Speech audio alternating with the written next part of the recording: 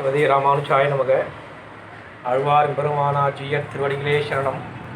காட்டவே கண்டபாதம் கமலநல் ஆடையுந்தி தேட்டரு முதலபந்தம் திருமார்பு கண்டம் செவ்வாய் வாட்டமில் கண்கள் மேலே முனியேறி தனிபுகுந்து பாட்டினால் கண்டு வாழும் பானர்தால் பரவினோமே. திருப்பானாழ்வார் திருவடிகளே சரணம். பெரியவாச்சான் பிள்ளை திருவடிகளே சரணம். இன்று அமரநாதிபிரானிலே 9ஆம் பாட்டு. ஆலமாமரத்தின் இலை மேல் ஒரு பாலகனாய் ஞாலம் 7 உண்டான் அரங்கத்து அரவினனையான் கோல மாமணி ஆரமும் முத்து தாமமும் முடிவு இல்லதோர் எழில் நீலமேனி ஐயோ நிறை கொண்டது என் நெஞ்சினையே. சுவாமி திருப்பானாழ்வார் பெரிய பெருமாளுக்கு திருமுன்பே நின்று கொண்டு அவருடைய அந்த திருமேனியானது எப்படி சயனித்து கொண்டிருக்கிறது என்று நாம் பார்த்தோமேயானால், ஒரு ஆளின் இலை மேல் ஒரு சிறு குழந்தையானது எப்படி சயனித்து கொண்டிருக்குமோ அதுபோல இந்த பெரிய பெருமாளானவர் சயனித்து கொண்டிருக்கிறார். ஒரு குழந்தை ஜனிக்க வேணும் என்றால் ஒரு தாய் வேண்டாமா? ஒரு தகப்பன் வேண்டாமா? யாருமே இல்லாமல் இந்த குழந்தையானது எப்படி இங்கே ஜனித்தது என்று ஆச்சரியக்குறியோடு பார்த்து கொண்டிருக்கிறாராம். யார்? ஒரு மார்க்கண்டேய மகரிஷிக்கு பகவான் அருள் புரிந்து இந்த உலகங்களை எல்லாம் எப்படி அழிக்கிறேன், எப்படி உண்கிறேன், எப்படி காப்பாற்றுகிறேன் காட்டுகிறார். அந்த நிலையானது இங்கே இருக்கிறது அப்படின்றார். யார்? திருப்பானாழ்வார். அதை அற்புதமாக சொல்கிறார். ஆலமா மரத்தின் இலை மேல் ஒரு பாலகனாய். அடடா, ஒரு தாயும் தந்தையும் தான் ஒரு குழந்தையை பெற்றெடுப்போம் என்று நாம் நினைத்திருந்தோம். ஒரு ஆலமரமானது ஒரு குழந்தையை பெற்றெடுக்கிறது. இல்லை, ஒரு ஆலமரத்தின் இலையானது ஒரு குழந்தையையே பெற்று இருக்கிறதே, நான் என்ன என்று சொல்லுவேன் என்று ஆச்சரியப்படுகிறாராம்.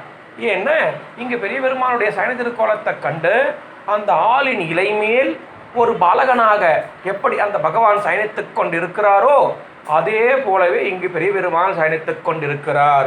ஒரு பாலகனாய் ஞாலம் 7 உண்டான் அரங்கத்து அரவினனையான். ஞாலம் 7, ஞாலம்னா உலகங்கள் அனைத்தும், 7 உலகங்களையும், இந்த 7 உலகங்களையும் உண்டான். எப்படி உண்கிறான்? வெண்ணையை உண்ணுமா போலே அப்படி எடுத்து காட்டுகிறார். அவர் யார்? அவர்தான் அரங்கத்து அரவினனையான். இந்த திருவரங்கத்திலே கோயில் கொண்டிருக்கிறான் அல்லவா பெரிய பெருமாள். அவருடைய அழகு எப்படி மிளிர்கிறது! கோல மா மணி ஆரமும் முத்து தாமமும் முடிவில்லதோர் எழில். அவருடைய திருமேனியில கோலம் போட்டிருக்குமா போலே. ஆரம்னா நெகையெல்லாம் போட்டுக்கிறோம் இல்லையா? அப்போ நெகையானது ஆரம் இங்கே இருக்கும். ஒவ்வொரு ஆரத்துக்கும் ஒவ்வொன்று உண்டாம். அந்த ஆரத்தை எல்லாம் பெருமாளுடைய பெரிய பெருமாளுடைய திருமேனியில கோலம் போட்டிருப்பது போல இருக்கிறதாம். கோலமா மணி ஆரமும், மணி இருக்கிறது, ஒரு கோலம் போட்டிருப்பது போல ஆரம் இருக்கிறது. கோலமா மணி ஆரமும் முத்து தாமமும், முத்தாலேயே பண்ணக்கூடிய ஒரு எப்பேற்பட்ட ஒரு மாலையானது அவர் திருமேனியில் இருக்கிறது. முடிவு இல்லது ஓர் எழில். இந்த எழில் அழகு, பெரிய பெருமாளுடைய அழகு முடிவே இல்லை. அந்த அழகுக்கு ஒரு முடிவு என்பதே கிடையாது. இந்த அழகை நான் என்னவென்று சொல்வேன்? முடிவில்லது ஓர் எழில். யாருடைய திருமேனி? நீலமேனி ஐயோ. பெரிய பெருமாளுடைய திருமேனியானது எப்படி இருக்கிறதாம்? நீலமேனியை போல் இருக்கிறதாம். நீலமேனி ஐயோ. அப்பேற்பட்ட பெரிய திருமேனியானது நிறை கொண்டது என் நெஞ்சினையே. முழுவதுமாக வந்து என் நெஞ்சினை ஆட்கொண்டது என் நெஞ்சினியே அப்படின்னு திருப்பானாழ்வார் சொல்கிறாருங்க. பெரியவாச்சான் பிள்ளை வியாக்கியானம். 9ஆம் பாட்டு. ஊரிழி பூசல் போலே திருமேனியின் நிறமானது எல்லாவற்றையும் கூட கொண்டு வந்து என் நெஞ்சை கொள்ளை கொண்டது என்கிறார். ஊரிழி பூசல் போலே திருமேனியின் நிறமானது. பெருமாளுடைய திருமேனியில அந்த பூசலானது போட்டிருக்கிறதா. அந்த அழகுக்கு அழகு சேர்க்கும் பெருமாள் அல்லவா பெரிய பெருமாள். அப்போ அந்த பூசலுடைய அழகை சொல்வதா, அவர் திருமேனியிலே பட்டதினாலேயே அந்த முத்து தாமமும் எப்பேற்பட்ட ஆரமும் அந்த பகவானுடைய திருமேனியில் மிகவும் அழகு சேர்க்கிறது, அந்த அழகை சொல்வதா, இல்லை பகவானுடைய நிறத்தின் அழகை சொல்வதா, அதையெல்லாம் என்னுடைய நெஞ்சமானது கொள்ளை கொண்டது என்று கூறுகிறார். ஆலமா மரத்தின் இத்தியாதி, பெரிய ஆலமரத்தினுடைய சிற்று இலையிலே யசோதாஸ் தனந்தயம், பெரியது என்னும்படி அத்விதீயனான பாலனாய், ஒரு பாலகனாய்,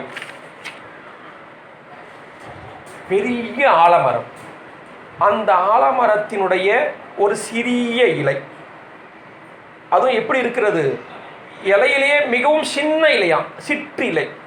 அந்த சிற்றிலையிலே யசோதாஸ் தனந்தயமும், அந்த இலை தான் இப்போ யசோத பிராட்டியா. யாருக்கு? பெரிய பெருமாளுக்கு.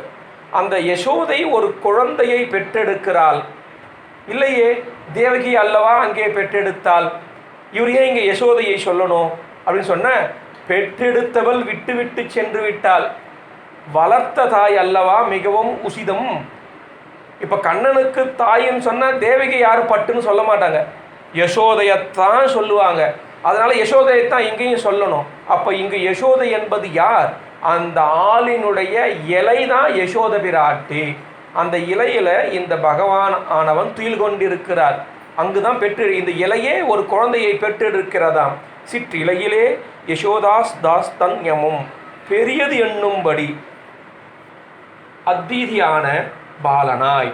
ஆனால் சிற்று இலையில ஒரு பெரிய ஒரு பாலகன் அங்கே அவதாரம் பண்ணி இருக்கிறார். எப்படி சாமி? யசோத பிராட்டி ஒரு சாதாரண ஒரு பெண் அல்லவா, அந்த பெண்ணுக்கு ஒரு பரபிரம்மமானவன் பிறந்திருக்கிறான் அல்லவா, அதுபோல இங்கு சாதாரண ஒரு இலைதான், அந்த இலைக்கு ஒரு பரபிரம்மே வந்து அங்கே சயனித்து கொண்டு இருக்கிறார். அதை சொல்கிறார் இங்கு. பாலனாய், ஒரு பாலகனாய், யசோதா ஸ்தனந்த எனான கிருஷ்ணனும் முரணித்து இருக்கும்படி இவனுடைய பால்யம் செம்பால் பாயா நிற்கும். அந்த யசோத பிராட்டி எப்படி ஒரு கண்ணனை பெற்றெடுத்து அங்கே வளர்க்கிறாளோ, அதே போலவே இந்த ஆளின் இலை மேல் சயனித்து கொண்டிருக்கக்கூடிய இந்த கண்ணனானவன் அப்படி சயனித்து கொண்டிருக்கிறானாம். எப்படி? ஒரு கேசி என்ற ஒரு அசுரனை தன் காலினாலேயே எட்டி உதைக்கிறான். அவர் எப்படி எட்டி உதைக்கிறான்? பால் குடிச்சிட்டுன்னு சொல்லிட்டு யசோத பிராட்டி அந்த குழந்தையை ஒரு தொட்டிலே வைத்துவிட்டு வெண்ணெயை திரட்டுகிறாள். என்ன தொழிலை பண்ணணும், யசோத பிராட்டி இறைச்சி அல்லவா, அப்போ பாலை எல்லாம் கறக்கணும், பாலை எடுத்து தயிர் ஆக்கணும், தயிரை கடைந்து வெண்ணெய் ஆக்கணும். அந்த வேலைக்கு அந்த அம்மா போயிட்டா. போன உடனே இந்த குழந்தைக்கு பசி வந்துடுச்சான். யாரு? கண்ணனுக்கு. பசி வந்த உடனே அந்த குழந்தைய, எப்போவுமே குழந்தையானது பசி வந்துட்டா ஒன்று கையை இழுக்கும், இல்லை காலை எட்டி எட்டி உதைக்கும். அந்த நேரம் பார்த்து சகடாசுரன்ற ஒரு அசுரன் அங்கே ஒரு உடைஞ்சி போன ஒரு சிறிய வண்டி, என்ன ஒரு கட்டை வண்டி, அந்த வண்டியின் சக்கரம் தனியாக இருக்குது, அந்த சக்கரத்தின் மேலே ஆவேசித்து அந்த சக்கர ரூபத்தில் வரான் கம்சன் அனுப்பின அசுரன். இந்த குழந்தையை எப்படின்னா கொன்னுடணும் அப்படின்னு ஆணை. அதனால் அந்த சக்கரத்தின் மேல் மிக வேகமாக வரானா அந்த அசுரன். இந்த நேரம் பார்த்து இந்த கண்ணனுக்கு பசி எடுத்து காலை எட்டி எட்டி உதைச்சிட்டு இருக்கிறார். அந்த நேரம் பார்த்து அந்த அசுரன் வேகமாக வந்து அந்த தொட்டில இடிக்கிறான். இடித்த வேகத்தில் அந்த குழந்தையானது இறக்கட்டும் என்ற ஒரு எண்ணத்தில், அந்த நேரம் இவர் பசியில் வேகமாக எட்டி உதைக்க அந்த சக்கரமானது துள்ளி மேலே போய் இறந்தே விட்டானாம் சகடாசுரன். அப்போ சொல்கிறார் அந்த இடத்துல, என் குழந்தை பசியால் எட்டி உதைக்க அந்த நேரம் பார்த்தா ஒரு அசுரன் வரணும், மாண்டே போனான் அப்படி எடுத்து காட்டுகிறார்கள். அப்போ என்னன்னு சொன்ன, பகவானை மட்டும் இந்த திருவடியானது காக்கிறதா, அடியர்களைத்தான் இந்த திருவடி காக்கிறது என்று நினைத்தால் பகவானை காப்பது கூட அந்த திருவடி அப்படின்ட்டார் இந்த இடத்துல. அப்போ அற்புதமாக அந்த ஆளின் இலையை சயனித்து கொண்டிருக்கிறான் அல்லவா அந்த திருவடி. இப்போ இந்த நேரத்தில் அந்த குழந்தைக்கு பசிக்குது. யாருக்கு? ஆளின் இலை மேல் சயனித்து கொண்டிருக்கக்கூடிய அந்த கண்ணனுக்கு பசி எடுத்த உடனே அந்த காலை எடுத்து தன் வாயில் வைத்து கொண்டாராம். அந்த காலின் கட்ட விரையில் இருக்கிறதல்வா, அதிலே பால் சுரக்கிறதாம். பசி அடங்கி விட்டதாம், மிகவும் சிரித்துக்கொண்டே அதன் முகம் இருக்கிறதாம். யாரு இது? மார்க்கண்டேயர் பார்க்குறார். அந்த முகத்தை பார்த்து என்ன ஒரு புன்சிரிப்பு, நீ யார் அப்படின்னு கேட்க அந்த புன்சிரிப்பிலே பசி அடங்கி விட்டது என்று தோன்றுகிறது. அப்போ பகவானை காப்பதும் அந்த திருவடி. இதுவரை நம்ம என்ன நினச்சிட்டு இருக்கிறோம்? அடியார்களை காப்பது அனைத்தும் பகவானுடைய திருவடி. அந்த பகவானையே காப்பதும் அவனுடைய திருவடியே அப்படி எடுத்து காட்டுறாங்க பெரியவங்க அற்புதமாக. இது என்ன சொல்லுவாங்கன்னு சொன்ன, பெரியவங்க பகவானுடைய திருவடி என்பது யாரு? ஆச்சாரியன். அந்த ஆச்சாரியன் தான் நம்மை அனைவரையும் காப்பாற்றக்கூடியவர். அந்த திருவடியை நாம் அனைத்துமாக ஏற்றுக்கொண்டோமே ஆனால் அனைத்தும் நமக்கு பெற்றுக் கொடுக்கும். இங்கே அற்புதம் எடுத்து காட்டுகிறார்கள். என்ன சொல்கிறாங்கன்னு சொன்னால், பெரியவங்க ஒரு சிஷ்யன் ஒரு ஆச்சாரியனோடையே இருந்தானாம். அந்த ஆச்சாரியத்தில் அனைத்து விதமான கல்விகளை பயில்கிறான். பயின்றதுக்கு அப்புறம் 12 வருட காலம் ஆகிறது. ஒரு குருகுல வாசம் அந்த காலத்தில் 12 வருஷ காலம் படிப்பாங்க. படித்ததுக்கப்புறம் அந்த ஆச்சாரியன் குரு தட்சிணை கொடுக்கணும். அப்போ அந்த குரு தட்சிணை கொடுக்கறதுக்கு அவர்கிட்ட கேட்குறாரு. உடனே அந்த குரு சொல்கிறாரு, இல்லைப்பா, நீ நன்றாக இடத்திலே பயின்றாய், எனக்கு குரு தட்சிணை என்றும் தேவையில்லை, நீ சென்று இந்த வித்தையை நீ நன்றாக பயன்படுத்திக்கொள், உனக்கு தெரிந்தவர்களுக்கும் இதை நீ கூறு அப்படி சொல்லி அனுப்புகிறார். இல்லை இல்லை, ஏதாவது நான் கொடுத்து தான் தீரணும் சுவாமி அப்படி வற்புறுத்தி கேட்குறார். அப்போ கேட்கும் பொழுது இவர் எரிச்சல் பட்டு, போ நீ போயிட்டு எப்பேற்பட்ட ஒரு மாணிக்கம், என்ன மாணிக்கம் சொன்னால் கொர்க்கை முத்து. ஏன்னா முத்து குளிப்பவர்களிலே பல விதமான முத்துக்கள் இருக்கும். ஆனால் கொர்க்க முத்துன்றது மட்டும் மிகவும் உயர்வான கொர்க்க முத்தான். அந்த கொர்க்க முத்து வருடத்துக்கு 1 தரமோ 2 தரமோ தான் முத்து குளிப்பவங்களுக்கே கிடைக்கும், மற்ற நேரத்தில் கிடைக்காது.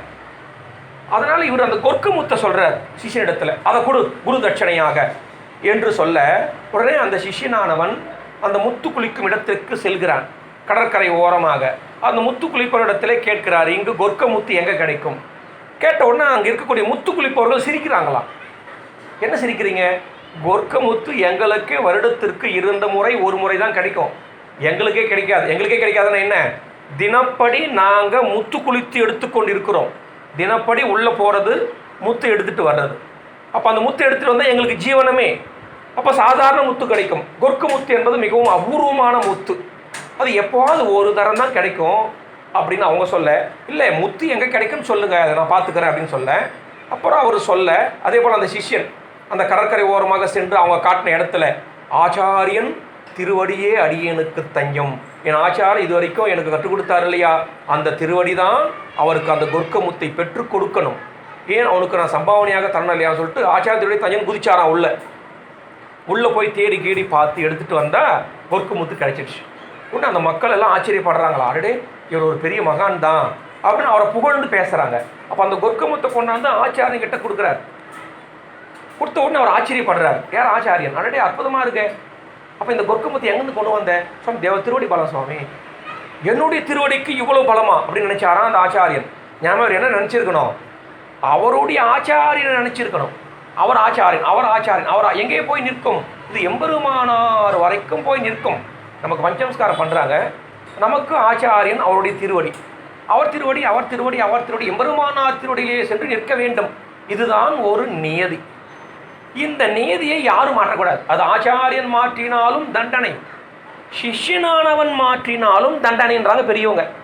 அப்போ இந்த ஆச்சாரியன் நினைக்கிறாரு, அப்போ என்னுடைய திருவடிக்கு இவ்வளவு பலம் என்றால் தினம் ஒரு கொர்க்க முத்து நான் எடுப்பினேன், எங்கடா வாடா காற்றா அப்படின்னு சிஷ்யனை கூப்பிட, நான் இங்கே தான் எடுத்தேன்னு சொல்ல, அப்போ என் திருவடியே தஞ்சம்னு குதிச்சார், உள்ள போயிட்டார்.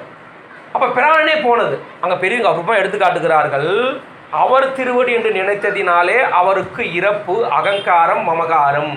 இவர் என்ன நினைச்சிருக்கணும்? தன் ஆச்சாரியின் திருவடியே தஞ்சம். அவருக்கு கற்றுக் கொடுத்தவர் யார்? அவர் ஆச்சாரியன் அல்லவா? அப்போ அவருடைய ஆச்சாரம் நினைத்து அவர் திருவடியே தஞ்சம் என்று குதித்து இருந்தால் அவருக்கும் கண்டிப்பாக ஒரு கொர்க்க முத்து கிடைத்து இருக்கும்.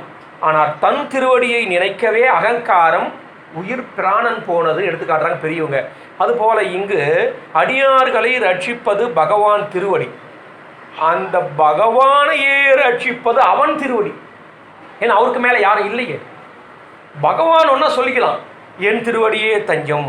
ஆனால் அவர் இப்படி சொல்கிறாரா? அவரே சொல்லலை. அவர் என்ன சொல்கிறாரு? ஒரு உத்தம அடியவன் திருவடி எடுத்து தன் நெத்தியில் வச்சுக்கிறாராம். இது எங்கேயே கண்டோம்? துவாரகையில் நாரதர் மறைஞ்சிருந்து பார்க்குறாராம். எங்க கண்ணை பூஜை பண்ணுறாராம். என்ன பூஜை பண்ணுறாரு? பொட்டிக்குள்ளே 3 பொட்டி உள்ளே இருக்குதான். அந்த பொட்டி ஒன்று ஒன்றா திறக்கிறார். திறந்து 3வது பொட்டிக்கு உள்ள ஒரு பட்டு துணி, அந்த பட்டு துணியில் ஒரு மண் துகள் கொஞ்சம் இருக்குது.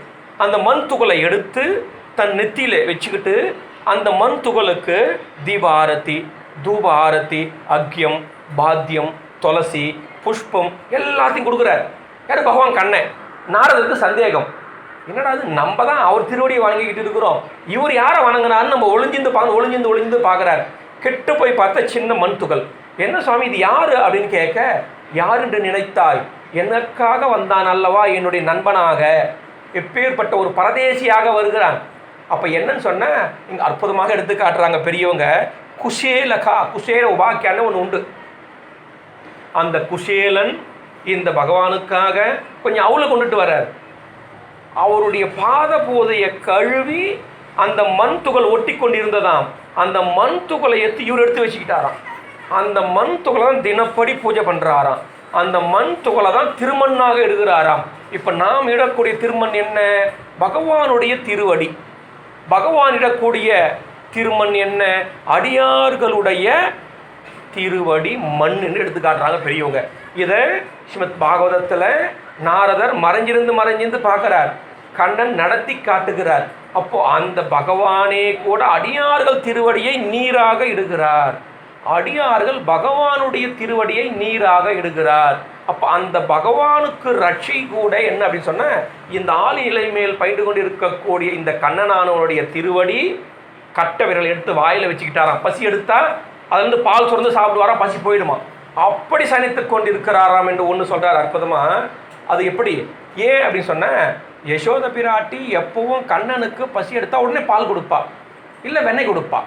அதுபோல் இந்த இடத்துல அந்த கட்டை விரலானது பகவானுக்கு யசோத பிராட்டியை போய் பால் ஊட்டுகிறதே அப்படின்னு மயங்கி பாடுகிறாராம். அவர் பாடினாரோ இல்லை, பெரியவாச்சன் பிள்ளை அற்புதமாக இங்கு தத்ரூபமாக காட்டுறாரு.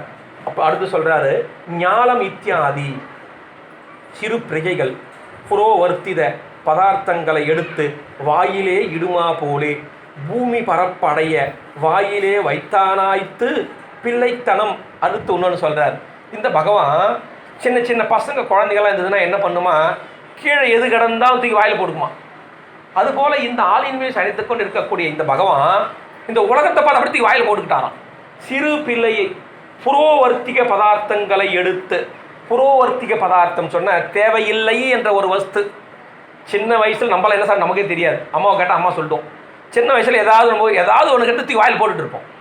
அதுபோல் இந்த சின்ன வயசில் இருக்கக்கூடிய இந்த சிறு பாலகனாக இருக்கக்கூடிய இந்த பகவான் 7 உலகங்களையும் எடுத்து வாயில் போட்டுக்கிட்டாராம். அப்படி பண்ணுகிறான். இவர் வாயிலே வைத்தான் ஆய்த்து பிள்ளைத்தனம். பிரளயத்தில் தன் அகடிதகனத்தோடுக்கும் என்னை அகப்படுத்தினபடி இந்த பிள்ளைத்தனத்தினிலே கூட எப்பேற்பட்ட அகடிதகடனா சாமாத்தியத்தை காற்றார் இந்த பகவான். ஐயோ, அந்த நிலை என்னை ஆட்கொண்டதே அப்படின்னு திருப்பானாழ்வார் மயங்குகிறாராம். என்ன அகடிதகடனா? உலகங்களையே தன் வாயில போட்டுக்கொண்டு இப்படி யாரும் செய்ய முடியாததை செய்து காட்டுகிறானே அப்படி என்று ஆச்சரியப்படுகிறார். அடுத்து சொல்றார், அரங்கத்து அரவினையான் சம்சார பிரளயத்தினின்றும் எடுக்க கிடக்கிறபடி. அது எப்பொழுதோ அந்த காலத்திலே நடந்தது, ஆளிநிலையில் துயின்ற அந்த பகவான். ஆனால் இப்பொழுது இங்கே பெரிய பெருமாளாக தெளித்து கொண்டிருக்கிறானே, எப்படி? இப்பொழுதும் நம்மை சம்சாரத்தில் இருந்து கரையேற்றுவதற்காக துயின்று கொண்டிருக்கிறான் அப்படின்றார் அற்புதமாக. சம்சார பிரளயத்தினின்றும் எடுக்க கிடக்கிறபடி நம்மை சம்சாரத்தில் இருந்து எடுத்து மோட்சத்துக்கு அழைத்து செல்வதற்காகவே இந்த பெரிய பெருமாளானவர் இங்கே ஆளிநிலையை பள்ளி கொண்டிருக்கிறானாம் என்று எடுத்து காட்டுகிறார். அந்த ஆளிநிலை நின்றும் இங்கே வர சறுக்கின வித்தகனை காணும். அந்த ஆளிநிலை இருந்து சறுக்கி இங்கே வந்து சயனித்திருந்தார், அந்த நிலையை காணும். அந்த உறவு ஒன்றுமே இவர் சங்கெடுக்கிற வித்தனை காணும். இப்பிரமாதத்தோடே கூடின செயலை செய்தான் என்று பயப்படும் அவர்கள் அச்சம் கெடும்படி கிடக்கிற இடம். அப்போ அந்த இடத்துலையாவது பயம் இருந்ததா? என்ன பயம்? மார்கண்டேயர் பார்த்துட்டு அப்படியே பயப்படுறார். ஏன்னா இப்படி விழுந்தா தண்ணியில் விழுந்துடும், இப்படி பிறண்டா தண்ணியில் விழுந்துடும். அப்போது சின்ன இலை ஐயோ எங்கே கீழே விழுந்துருமோ அப்படின்னு ஒரு பயமா யாருக்கு? மார்க்கண்டேயருக்கு. இங்கே அப்படியா? அந்த பயமே இல்லை. பெரிய ஒரு சைன திருக்கோலம், எப்பேற்பட்ட ஒரு ஆதிசேஷனுடைய திருக்கோலம், அந்த ஆதிசேஷனுடைய மெத்தை எப்பேற்பட்டது. இந்த ஆதிசேஷ இடத்துல யாரும் வரவும் முடியாது. அனல் உமிழும் நாகம், யாராவது எதிரிகள் வந்தா இந்த தன்னுடைய விஷத்தை கக்கிய எதிரியை நோக்குவார், எதிரியை அழித்து விடுவார். அப்போ அந்த அளவுக்கு ஜாக்கிரதையாக இங்கே பரிபுரப்படுத்திக் கொண்டிருக்கிறார் அல்லவா. ஆகையால் நம்மை சம்சாரத்திலிருந்து கரையேற்றுவதற்காக இங்கே அற்புதமாக சனித்துக் கொண்டிருக்கிறார் என்று அச்சமடைவுக்கும்படி இருக்கிற விடம். அவர் யார்? அரவினனையான். பிரளயத்தில் தன் வயிற்றிலே புகாவிடில் ஜகத்து ஜீவியாதா போலே சம்சாரிகள் தன் முகத்தே விழியாவிடில் தனக்கு செல்லாதனபடி. அடுத்து இன்னொன்று அற்புதமாக சொல்லிட்டார். அந்த பிரளயத்தில் அந்த ஜெகத்தையெல்லாம் தன் வாயில் போட்டுக்கிட்டார். அதுபோல் இங்கு பெரிய பெருமாள் இங்கே சயனித்திருக்கிறார். எதற்காகவா? சம்சாரிகள் தன் முகத்தே விழியாவிடில் தனக்கு செல்லாதனபடி. இந்த சம்சாரிகளானவர்கள் இங்கே வந்து என் முகத்தில் படணும், பட்டாதான் எனக்கு அந்த திருப்தி. அந்த 7 உலகங்களையும் சுயமாக எடுத்து வாயில் போட்டுக்கிட்டார். ஆனால் இந்த சம்சாரிகளையும் திருத்த பார்த்து இங்கே சனித்து கொண்டிருக்கிறானே, இது எப்பேற்பட்ட அழகு. அதை இங்கே அற்புதம் எடுத்துக்காங்க. ஆக ஆழமா மரத்தின் இலைமேல் ஒரு பாலகனாய் அப்படி அற்புதம் எடுத்து காட்டுகிறார். அப்பேற்பட்ட அந்த பகவான் ஞாலமேழு உண்டான் அரங்கத்து அரவினனையான் கோலமாமணி ஆரமும் முத்துத்தாமும். அதை அற்புதமாக சொல்கிறார் இந்த இடத்துல. கோலமாமணி ஆரமும், அழகியதாய் பெரு விலையானதாய் இருந்துள்ள இரத்தனங்களாலே செய்யப்பட்ட ஆரமும் முத்துத்தாமமும், முத்து மாலையும் கோலம், இது பெருமாளை சொல்லுகிறது. கோலமா மணி ஆரமும் முத்து தாமமும், முத்து தாமமும் அப்படி எடுத்துக்காட்டுது அற்புதமாக. அதாவது பகவானுடைய திருமேனியில் எப்பேற்பட்ட கோலம். இப்போ சில பேர் கோலம் போடுவாங்க, அந்த கோலம் போட்டோன்னு சொன்னால் மிக அழகாக இருக்கும். அதுபோல் பெருமாள் இந்த பெரிய பெருமாளுடைய திருமேனியில் இருக்கக்கூடிய அந்த ஆபரணங்களானது கோலத்தை போல் உள்ளது. ஒவ்வொரு ஆபரணமும் ஒரு அழகை தருகிறதாம். அது என்ன சொல்கிறாருன்னு சொன்னால், அழகியதாய் பெரு விலையானதாய் இருந்துள்ள, அழகாக இருக்கிறது, இருப்பதிலேயே பெரும் விலை. இவ்வளவு விலைன்னு சொல்ல முடியாதான். ஆபரணங்கள் பெரிய பெருமாளிடத்தில் இருக்கக்கூடிய ஆபரணங்கள் பெரும் விலை மதிப்புடையது, பெருவிலையாக இருந்துள்ள இரத்தனங்களாலே செய்யப்பட்ட ஆபரணம். ரத்தினங்கள், மாணிக்க கற்கள், அந்த ரத்தனங்கள், அந்த ஆபரணங்கள் எல்லாம் அவர் திருமேனியிலே இருக்கிறது. முத்து தாமமும் முத்து மாலையும் கோலம், இது பெருமாளை சொல்லு பகவானுடைய திருமேனி அழகை காட்டுகிறது. முடிவில்லது ஓரெழில் நீலமேனி, அவதிகான ஒண்ணாத அழகையுடைய நெய்த்த திருமேனி.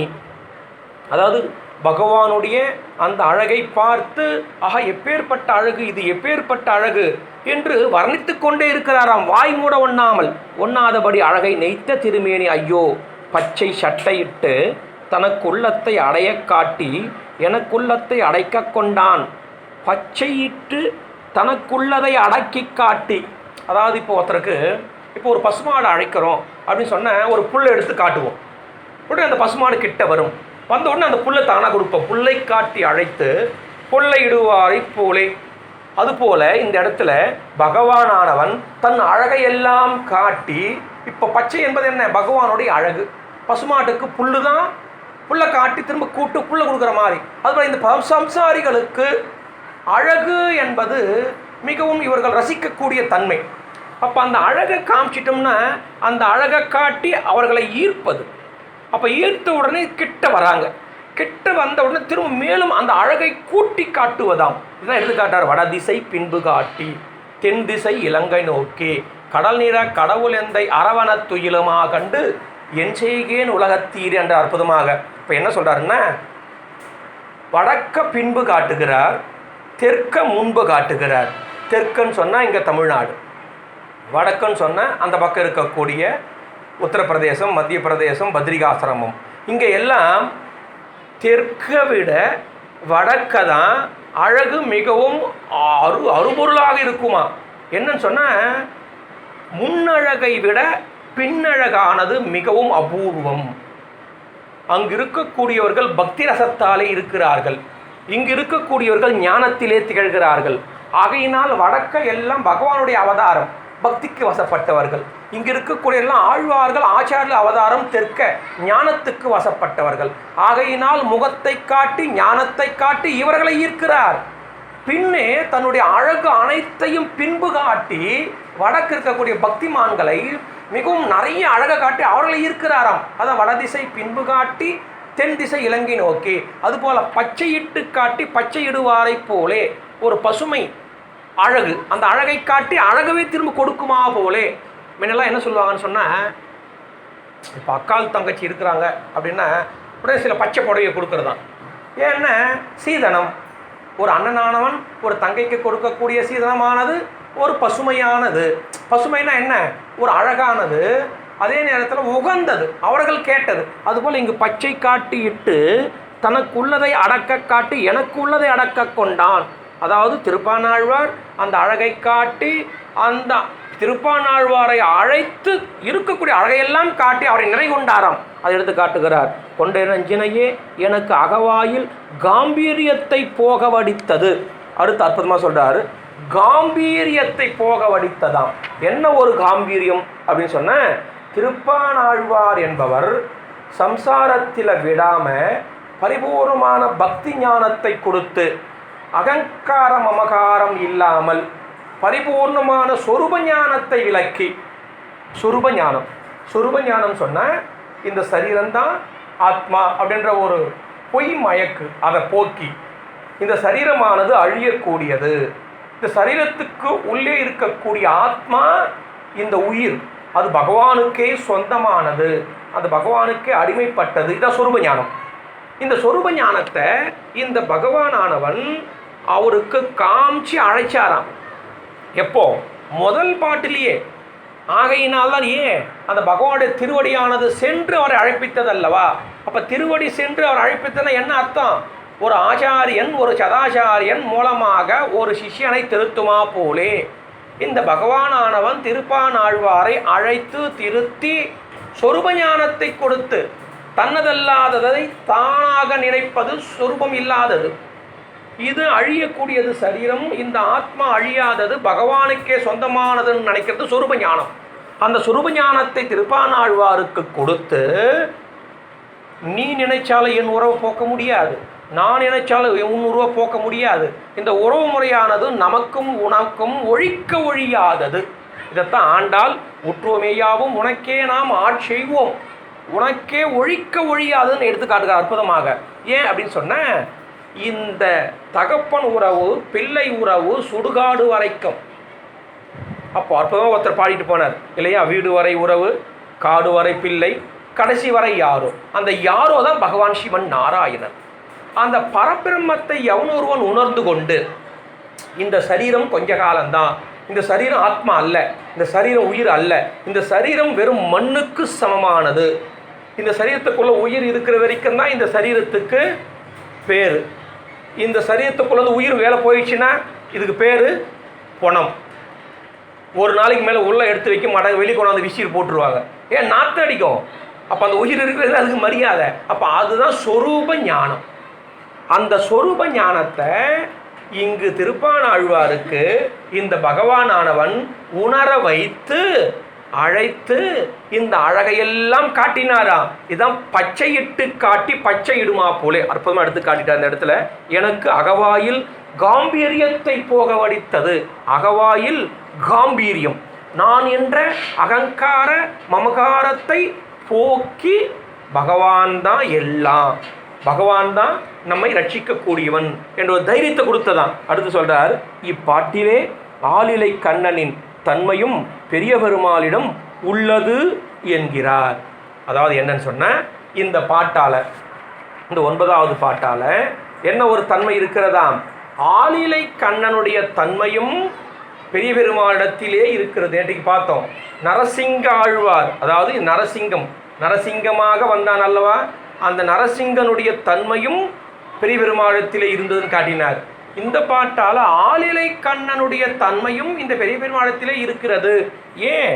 வடபத்திர சாயி, அந்த வடபத்திர சாயின்னு ஆளிலை மேல் தொழில் கொண்டிருக்கிறான், இங்கேயும் பெரிய பெருமாள் தொழில் கொண்டிருக்கிறான். அதைத்தான் இந்த பாசத்தில் அற்புதமாக எடுத்து காட்டினார். ஆலமா மரத்தின் இலை மேல் ஒரு பாலகனாய், ஒரு பாலகன் தான், பல பேர்கள் அல்ல, ஒரே பரபிரம்மம் தான், ஒரே சர்வேஸ்வர தன்மை தான், ஒரே ஒரு சிவன் நாராயணன் தான், வேற யாரும் கிடையாது. அதை எடுத்துக்காட்டி ஞாலமேழும் உண்டான் அரங்கத்து அரவினையான், ஆளிலை கண்ணன் உண்ணவில்லை. அந்த காலத்தில் எப்போவோ அது உண்ணார். ஆனால் இப்பொழுது இந்த பகவானானவன் அந்த நிலையை திருப்பான் ஆழ்வாருக்கு பெரிய பெருமாளானவர் ஒரு மார்கண்டேயனுக்கு எப்படி காட்டினாரோ அப்படி காட்டுகிறாராம். ஏன் ஒரு மார்கண்டேயனுக்குத்தான் காட்ட முடியுமா? திருப்பான் ஆழ்வாருக்கு காட்ட முடியாதா?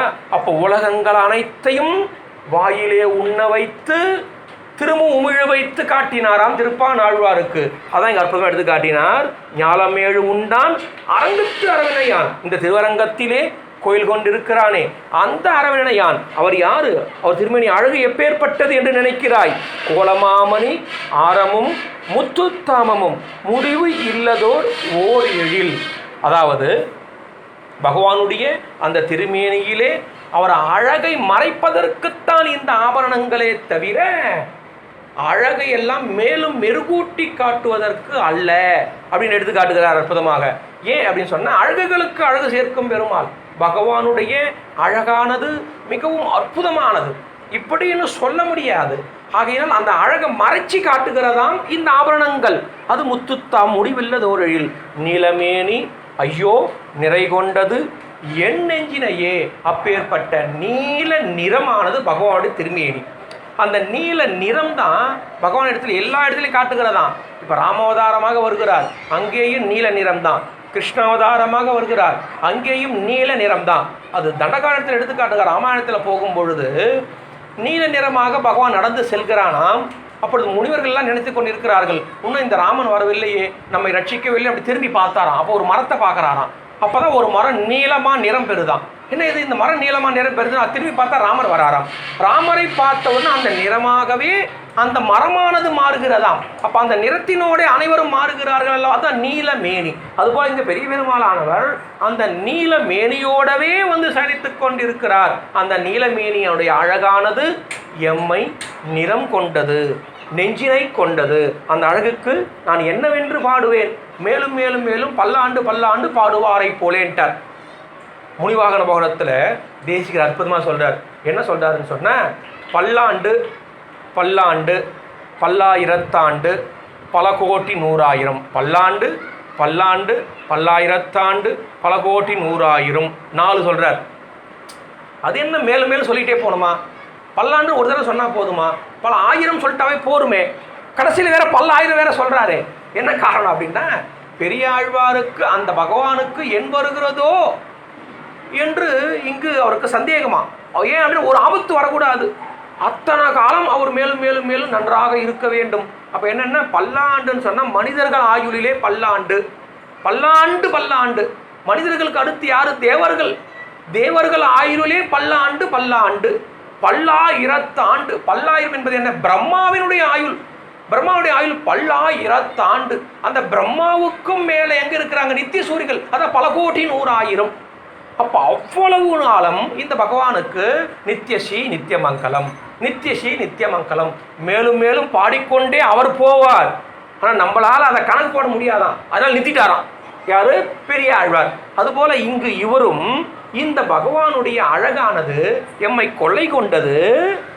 அந்த கொள்ளை கொண்ட அழகானது மேலும் மேலும் மேலும் மேலும் மிளிரிக்கொண்டே போகிறது. அது எப்பேற்பட்டது? நிறை கொண்டது என் நெஞ்சினையே. அதாவது அந்த பகவானுடைய அழகானது எம்மை ஈர்த்து அந்த அழகிலே வைத்து எம்மை நிறை கொண்டது, பரிபூர்ணமாக்கி. யார? திருப்பான் ஆழ்வாரை பரிபூர்ணம் ஆக்கி. இவர் பரிபூர்ண, இப்போதான் பார்த்தீங்களா கொஞ்ச நேரத்துக்கு முன்ன, சொரூபானுரூபமான ஞானம். சொரூபானுரூபமான ஞானம்னா என்ன? இந்த சரீரம் வேறு, ஆத்மா வேறு. ஆத்மா பகவானுக்கே வசப்பட்டது, சரீரம் அழியக்கூடியது. இந்த சரீரத்துக்குள்ள உயிர் இல்லைன்னா இதுக்கு பேர் பொணம். இதை சொரூபானுரூபமான ஞானம். அப்போ இந்த ஆத்மா பகவானுக்கே அடிமை வாய்ந்தது. அப்போ இந்த அடிமை என்ன பண்ணணும்? பகவானுக்கு உற்ற கைங்கரியத்தை பண்ணணும். இந்த சொரூபானுரூபமான ஞானத்தை எனக்கு கொடுத்து எம்மை நிறை கொண்டது அப்படின்னு அற்புதமாக இந்த பாசுரத்தில் நமக்கு எடுத்து காட்டிட்டார் யார்? திருப்பானாழ்வார். இதில் அற்புதமாக இன்னொரு விஷயத்தை என்ன சொல்கிறாருன்னு சொன்னால், திருப்பானாழ்வாரை இந்த பெரிய பெருமாளானவர் எந்த அளவுக்கு ஆசைப்பட்டு ஏற்றுக்கிறாரோ அதே போல இங்கே திருவரங்கத்திலே இருக்கக்கூடிய சம்சாரிகளையும் ஏற்றுக்கொள்ள இங்கே சயனித்து கொண்டிருக்கிறாராம். இந்த மக்கள் அனைவரும் வந்தால் அல்லது இந்த இடத்தை விட்டு நான் நகரமாட்டேன், ஆகையால் இங்கே சயனித்து கொண்டே இருப்பேன் அந்த எடுத்து காட்டினார். ஆலமாமரத்தின் இலைமேல் ஒரு பாலகனாய் ஞாலமேழும் உண்டான் அரங்கத்து அரவினையான் கோலமாமணி ஆரமும் முத்துத்தாமமும் முடிவு இல்லதோர் ஏழெழில் நீல மேனி ஐயோ நிறை கொண்டது என் நெஞ்சினையேன்ட்டார். யார்? திருப்பானாழ்வாருடைய நெஞ்சினை பரிபூர்ணமாக ஆட்கொண்டு அந்த ஞானத்தை கொடுத்து அவருக்கு அந்த அழகையெல்லாம் காட்டி கொடுத்ததாம் பெரிய பெருமாளுடைய அழகு. அதை என் நெஞ்சினையேன்னு அற்புதமாக சொல்லிட்டார். நமக்கெல்லாம் இல்லை, அவருக்கு நெஞ்சானது அந்த அளவுக்கு ஈர்ப்பு எடுத்து அந்த பெரிய பெருமாளுடைய அழகை காட்டி சொரூபானுரூபமான ஞானத்தை கொடுத்து பரிபூர்ணமாக அடிமையை உணர்ந்தேன்.